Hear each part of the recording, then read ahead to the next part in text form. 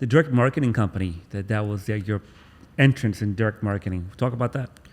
Yeah, so I'm 21 years old. February 11th, I think, is when I signed up. But this guy said, I'm in this company. I talked to your dad about it, and he doesn't want to do it. But he said he's got a son, goes to ASU, wants to be a millionaire, doesn't like school. Let me show you this deal. And I blew him off, I think, 8 or 9 times. And this guy drove San Diego to Tempe. Wow. San Diego, he did like 8 or 9 times. And the way he got me to finally look, he said, I've got tickets to the Phoenix Suns game tonight. Because the product was the official energy drink of the Phoenix Suns.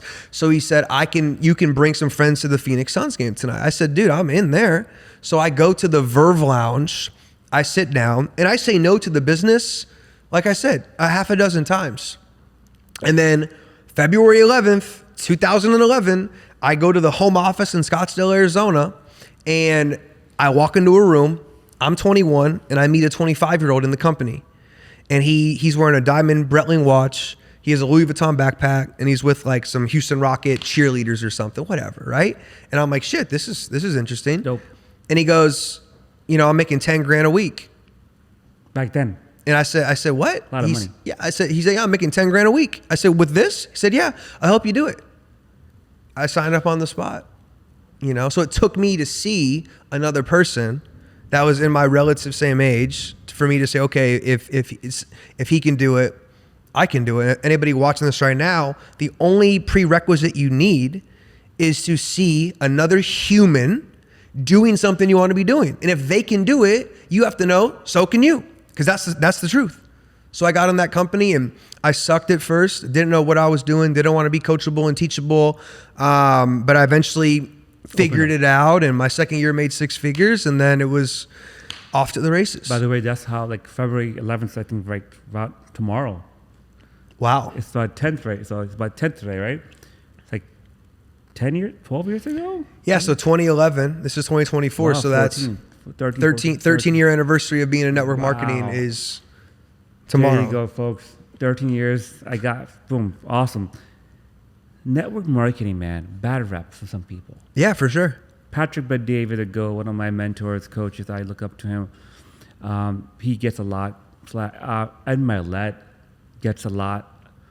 Why do you think so? People are ignorant, number one. People don't know that they don't know. And also, there's a lot of people in the industry, and some of these people don't do it the right way. They tell people you're going to get rich overnight. It's a get rich quick, and it's not. No. It took me 13 years to get to this point, and it was anything but quick. But people are ignorant. Keller Williams, you recruit an agent, you make money on their agent. 100%. Every insurance company on the planet does that. Is a business model of. I spoke last weekend, and it was there. I was breaking down what they do. They paid me to speak and train their people. Why? Because it's the same fundamentals, principles, mindsets, belief systems, and skills you need to go win in insurance as it is in network marketing. The product and the service can change, but if you're in a business where you're paid on commission, there's sales involved, there's marketing involved, there's leadership involved, and there's building teams involved. Those same fundamentals translate into dozens of industries. So I think people that, talk shit, they just don't understand. Do you think the government, some parts of the government is probably just hating on it and they come back hard on it?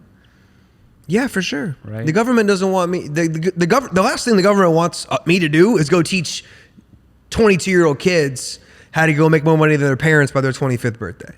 Because then we take them out of their system. We take them out of their factories. We take them out of we're going to pay you just enough so you don't quit.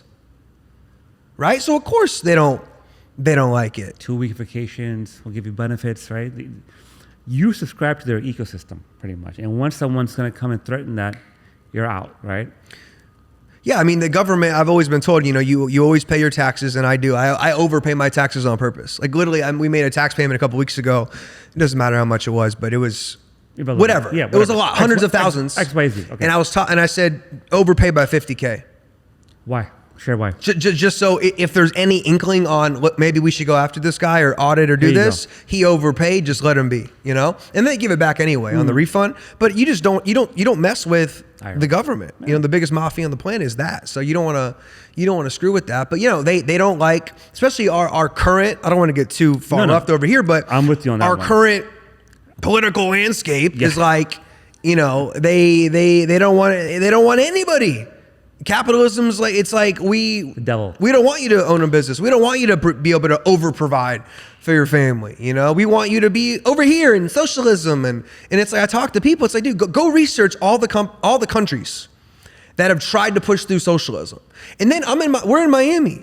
You know, you talk to Uber drivers from Cuba, they're so pro anything but communism and socialism. They hate it. They're so against our current administration. They're like, you Americans don't understand what that will do to you. We ran away from that, and we got people over here in America, you know, preaching this stuff. It makes me sick. It's disgusting.